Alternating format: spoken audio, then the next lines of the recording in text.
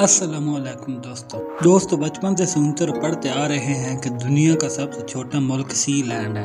سمندر میں 2 پول پر کھڑا یہ ملک اپنے آپ میں ایک مثال ہے، مگر اس دنیا میں ایک ایسا ملک بھی ہے جس کا رقبہ سی لینڈ سے 1000 گنا بڑا ہے، مگر اس کی آبادی سی لینڈ سے بھی کم ہے۔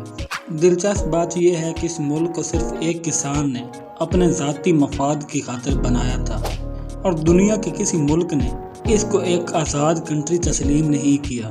اور اس ملک میں رہنے والے لوگوں کو بیسک فیسلٹیز جیسے روڈ کا حق، پینشن، سکول، کالج اور حتیٰ کہ اس ملک میں کوئی ریسٹورنٹ تک نہیں ہے، مگر یہ ملک آج بھی پوری دنیا سے لڑ رہا ہے اور سروائیو کر رہا ہے۔ آئیے جانتے ہیں آج کی اس ویڈیو میں اس انقلابی ملک کی مکمل کہانی کی شروعات ہوتی ہے ستمبر سال 1969 سے۔ ویسٹ آسٹریلیا گورنمنٹ ایک بل پاس کرتی ہے، ویٹ کوٹا بل۔ اس بل کے اکارڈنگ آسٹریلیا میں کوئی کسان جس کا کھیت 100 ایکڑ سے زائد کی گندم پروڈیوس کرتا ہے، وہ اپنی اگائی ہوئی گندم حکومت کو فروخت نہیں کر سکتا۔ حکومت دور کی بات، وہ کسی کو بھی فروخت نہیں کر سکتا۔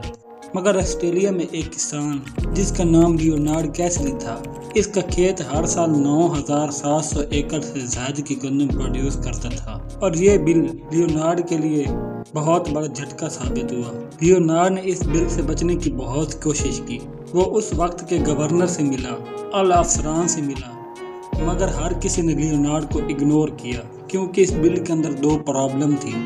پہلی، نو اپیل، یعنی اگر کسی شخص کو اس بل سے کوئی مسئلہ تھا تو وہ کورٹ میں اپیل نہیں کر سکتا تھا، اور دوسری، نو کمپنسیشن ڈیمانڈ۔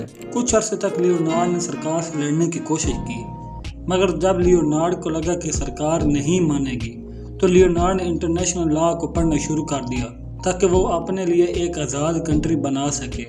اور فائنلی سال 1969 میں لیونارڈ نے یہ کر دکھایا جب اس نے اپنی country principality of hit river بنا ڈالی۔ لیونارڈ کیسلی نے اپنے نام کے ساتھ کنگ لیونارڈ کی جگہ پرنس لیونارڈ لگایا، کیونکہ اس کے پیچھے ایک بہت دلچسپ کہانی ہے۔